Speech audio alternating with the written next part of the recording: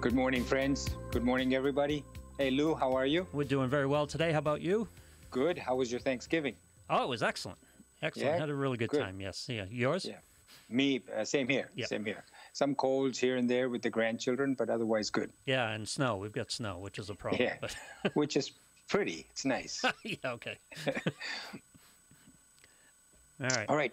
So today, friends, we're going to be talking about verses 26 through 30. We did up to 25, I think, the last time. Yes. And today's session number 20. So just to recap, verses 11 through 30 of chapter 2 are known as Sankhya. And this offers us a knowledge of the self, of our Atman. Because a lot of people don't know what Atman is. Right. And for those of you who are joining us just now for the first time, maybe it's a good idea to go back and look at some of the other basics. But in brief, the Atman is what enlivens us. It what gives us life. It's the electricity that goes into a bulb and makes that bulb come about. So Atman is all around us. It's not the larger Atman all around everywhere that goes into every living thing is known as Brahman. The part that goes within us is colloquially known as Atman, and it's indestructible, never gets destroyed, is never born, never dies, and it's the nature of the Atman within us and its qualities that are talked about in verses 11 through 30. And that's important. As I was writing the summary for these, going through that series of podcasts, which you can find on Apple Podcasts and on Google Podcasts and everywhere else, Spotify, where you find your podcasts, or here on the Facebook page. When I wrote it, I thought it was interesting to understand these principles because the Atman is so different from us. We live looking out a certain window. You know, where we deal with time and we deal with things ending and beginning, and the Atman is so different from us, we need to take some time to wrap our mind around it. And we're going to be talking about that, if not in this session, the next session, Lou. I think you will find that of great interest because it's very interesting to talk about it. And the person who apparently wrote this is Sage Vyasa, wrote it thousands of years ago. He actually wrote the 4 Vedas, the Upanishads, and then revised it by writing a simpler version called the Gita, because he found that the Upanishads were too difficult for a lot of people to understand. And in that, he talks about the Atman and how it really works. So it's very important for us to know about it. So verse 31 to verse 37 is more worldly. It's really called Yoga Buddhi, which is the intellect, the knowledge of yoga. Yoga doesn't mean what you do in these yoga studios, right. Sit down and cross your legs. Yoga means joining together. So joining together of us with our Atman is really what yoga is. And the yoga that people go for, the physical yoga, was meant as a way of being able to sit for long periods of time and meditate without saying this part is hurting and that part is hurting and this is itching. So that's why yoga was there. But this yoga is Yoga Buddhi, which is the intelligence, which is an attitude which will lead us towards self-realization. It's meant to tune your mind, just like yoga, physical yoga, hatha yoga, is meant to tune your body. Verses 38 to 53 are how to go by doing karma, which is karma is an action, a duty that we do with our body, karma yoga, to get to self-realization, 38 to 53. And then 53 onwards, friends, we're going to be talking about once you get to be self-realized, once you get to become the Atman, then what are you like? I mean, there are people walking around maybe in the Himalayas or some parts of the world that are self-realized. How do you know that this person is self-realized? Buddha, if you ran across him on the street, there's a TV program, right, called something like that. Buddha or Jesus Christ or any self-realized human being, after he became self-realized, how do you recognize him when you see him on the street? Does he look different? How does he walk? How does he sit? How does he talk? That's what's going to come after verse 53. So today we're going to be talking about chapter 2, verse 26 onwards. And verse 26, I'm going a little faster today, Lou, because I want to cover at least 2 or 3 different things. Yep. So verse 26 is, but if you think that this, with a capital T, the Atman, is as constantly being born and constantly dying, even then you should not grieve like this, is what Krishna says to Arjuna. So don't forget, Krishna is the charioteer for Arjuna, right, who is gone into the war as one of the greatest warriors that ever lived to that point, has no fear of dying or being hurt because he's fought in many battles before. And his cousins are ruling this country with great immorality and causing really great difficulty to the population. And this kingdom is rightfully belonging to Arjuna and his brothers, but the cousins took it away by cheating in gambling and won the kingdom. And they said, okay, if you go to the woods and forests and cannot be found for 14 years, then you can have it back. After 14 years, when they said, okay, we're back now, you didn't find us, they said, sorry, you're not getting it. And so a lot of unethical, immoral things.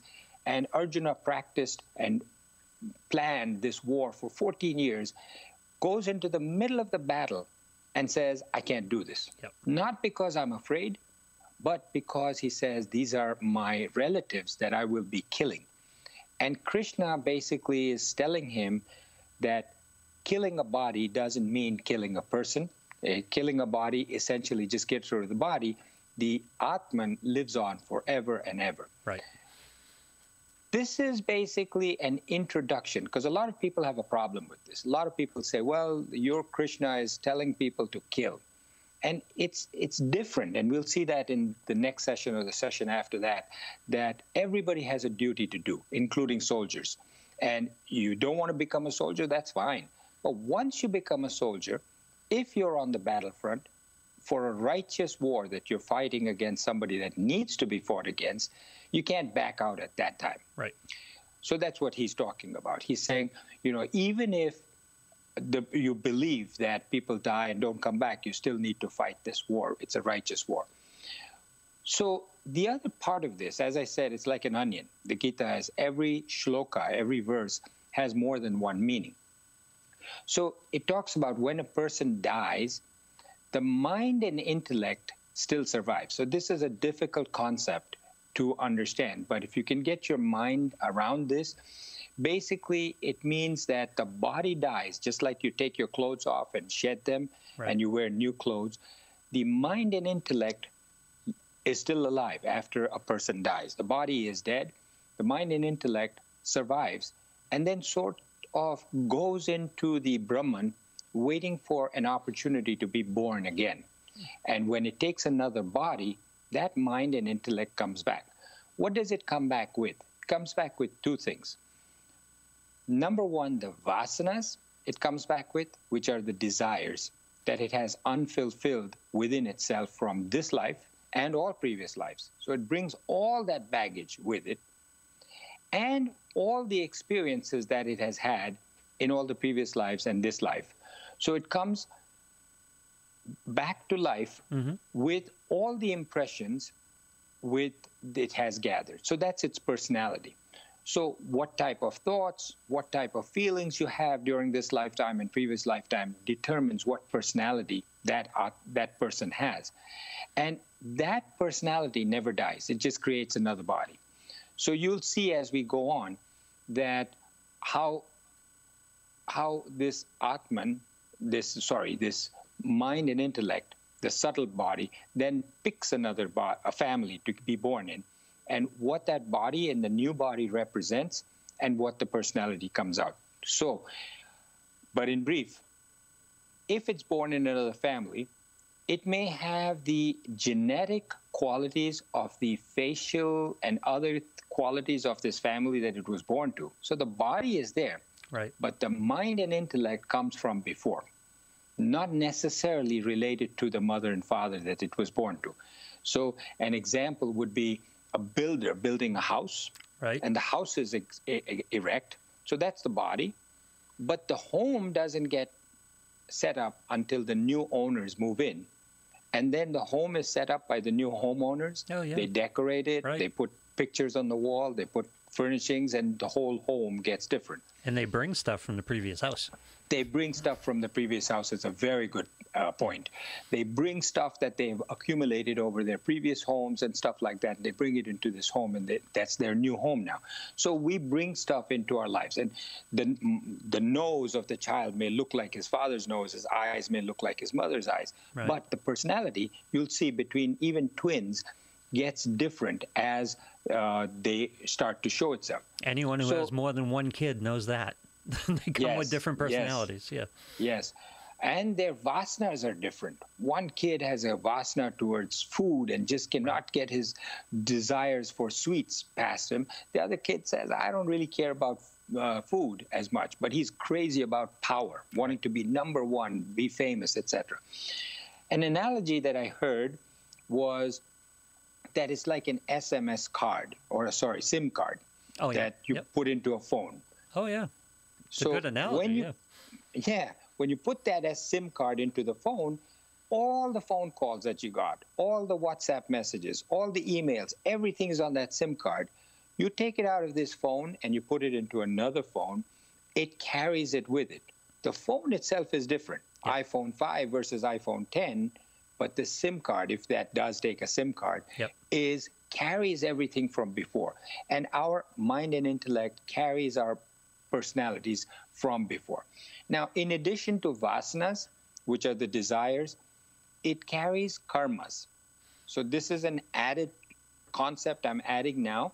So the karma relates, people think, well, I did something bad. Yeah. I hurt somebody. I hurt somebody. Now, that is an action that I took that is going to cause me to have to repay. That comes to me. I owe a debt now. I did something. I need to pay that. Yeah. What goes around comes around. That's yes. Yeah. So people often think that it's the body that does this. So I actually did it, and therefore I need to pay it. I thought it. I didn't do it. Yeah. That's still a karma. Actually, the karma applies to the mind and the intellect, not to the body. So even if you don't follow through. Even if you don't follow through, you think the thought and say, I want to do this. I want to do this. Now, oftentimes psychiatrists say, it's just a thought. Don't worry about it. It's just a fantasy. Do it in your mind. Just don't put it into action. Right. It's a wrong, according to this concept, it's a wrong philosophy, because the more you play it in your mind, the more that is being grained into your mind and intellect as actually having been done. And when you come back to life the next time, you've got to pay that price. So that's known as karma phala, means the fruit of the phal means fruit. Karma phala means the fruit of your karma. It accrues to the mind and intellect, not to the body. So the personality functions of the self doesn't die, because the jiva atma, which is the atma, which goes along with the life force, keeps coming back with this. And the mind and intellect keep passing from one experience to the next. So what he's saying in this verse 26 is, don't grieve. Even though, you die and you come back to birth, it's like a child who lets go of a balloon and the balloon bursts. Yep. You say, the child is crying, he's grieving. He said, listen, it's just a balloon. It burst, don't worry, you get another balloon. So we as adults have to do this. Now, why Vyasa thought of this, to go into it, I've often thought to say, what is the purpose? Why did Vyasa start with this as chapter 1 and chapter 2 about the Atman? Right. Number one, it's fairly deep, very deep, because it's hard to comprehend. Some parts get easier as you go on. Some parts get more difficult. So different from our experience. Yeah. So you need to be impressed with what Vyasa or Krishna is talking about, to say, wow, this guy really knows what he's talking about. That's one. The second is, you need to understand the basics before you can go on, to say, what is the Atman, what is the body, what is karma, what is karma phala, and so on. So verse 27, if a person is born, that person's death is certain. Verse 27 goes on to say, if a person dies, his or her birth is certain. So that's fairly obvious. Most of us think, well, this guy is so great. Alexander from Greece, he's so great, he's never going to die. He dies. The most famous people die. The most powerful, strong people die. Guaranteed, nobody is spared death. Same thing, if a person dies, we don't say, oh, well, maybe he'll be born, maybe he won't be born. Unless he's self-realized at the time that he's gotten rid of all his vasanas, only then he doesn't need to come back to be born again. But everybody else dies, they're born. Where you get reborn depends on the law of karma. If you've done good things, you have a choice of picking where you come back to birth. You can pick the family, pick the lifestyle that you're going to be leading, etc. But people often say, well, listen, how do I know that I get reborn? And one of the qualities is, if I'm drunk in the morning, yes, right? If I've had too much to drink, I have a hangover. Right. Somebody says, hey, you had too much to drink last night, right? No question about it. I got a stomach ache. I'm throwing up. I've got food poisoning. Right. You ate something last night at a party that you went to. You overate. No question about it. When you come back to this earth and you have certain attributes to you, we never think, well, where did this come from? Why don't we think, what did you do last night or in your previous life that caused this? Yeah. Same cause and effect. Yeah. So you pay the price. When you reach self-realization, that's the only time that stops. You keeping track of time, yes. Lou? We're about 15 minutes in. Oh, good. So verse 28, beings, all beings, not just human beings. Beings are unmanifest in their origin. Beings are manifest in the middle and unmanifest at their end. Somebody wrote a poem. I don't know who, but I think it was one of the Middle Eastern poets, very famous. He said, life is like an arrow. It's flying through the night and coming through a campfire where you don't see it when it's flying through the dark sky. Oh, yeah. See it as it's flying through the light of the fire in the campfire, and then again into the darkness. You don't see it when it goes past. Right. Life is like that. What the Gita says is that life, our being, is unmanifest. We don't see it. We see it. I'm alive right now. You see me, you hear me, etc. And then when I die, you don't see me again. The unmanifest portions apparently are much longer than the portion when we are alive. And a lot of factors go into that, which I don't know about that well, but talks about how when we die, we have to sort of wait until we pick the right family to be born in. Some are born right away, soon thereafter, and some were born much, much later. So when the child is born, parents don't know where he was before that. I'm just saying he as a boy. Right. Parents made the body, but not the mind and intellect. The mind and intellect, as we were saying in verse 26, came with the personality from before. The unmanifest period is much longer than the manifest period, and we analogize this to us going through a train on a journey. Mm-hmm. We're in the train, in this life, in this world, and we're sitting there thinking, that's my journey at the end. Right. Nobody knows. You may buy a ticket to go to New York City, but you don't know where you're going to be forced to get off. Yep. So I don't know when I'm going to die and when I'm going to be made to get off this train. During that time that I'm on the train, a lot of other passengers come in, sit down next to me. I say hello, I get to know them, I get to be friendly with them. I don't know when they're going to get off. Right. And I can't prevent it. I cannot prevent them from getting off the train. They can't prevent me from getting off the train. The thing is to get to know them, get along well with them, but we may choose to be with them in future lives. We may get to see them, but at the time that they're in the train with us, we have no idea when we're going to get off or they're going to get off. So verse 29, we've got two more verses. I'm going to try and do this quickly. The Atma is a wonder. Nobody knows the Atma. The Atma is unknowable. it's the knower is the Atma. You cannot know the Atma. Nobody knows it, but you can only be in wonderment of the Atma. This verse 29, is taken from the Katha Upanishad. The Upanishads were the ones that Lord Vyasa wrote. And they were very dense, hard to understand. This is chapter 1 of the Katha Upanishad, section 2, verse 7, in which he basically says that a very rare few follow the path of enlightenment. Most know religion or spirituality. They know how to go to a temple or church and follow those rituals, right. But they don't follow this. The mind and intellect, the intellect is constantly giving a commentary on everything. Yeah. It just doesn't shut up, right? The mind and the intellect always comments, oh, this one got up, this one's doing that one's doing that. It just keeps talking and in itself into your mind. Oh, God, yeah, I know that. This chatter, remember I was talking about yes. the noise in our head, that our mind, we need to make it quiet. It comes from the mind and the intellect, the constant chatter.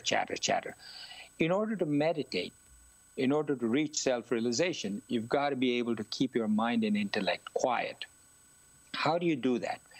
When we reach the chapter on meditation, you'll see that it talks about saying a mantra, saying something, and then being quiet for a short period of time, and then saying something again and being quiet.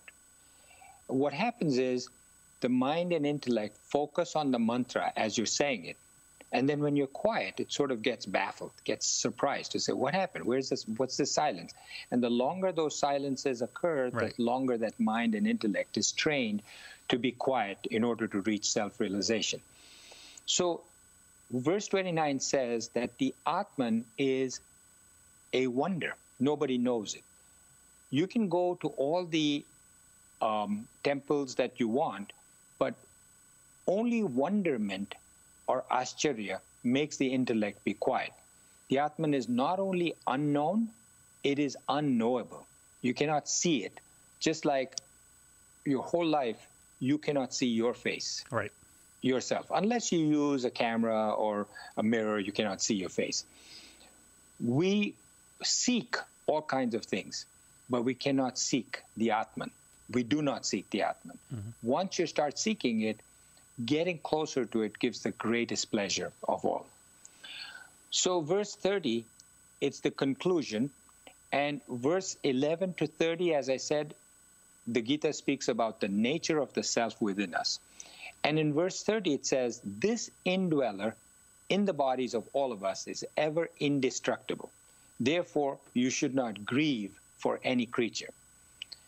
So don't grieve, because all you're grieving is the fact that this phone, iPhone 5, died, Yep. but the SIM card is still alive.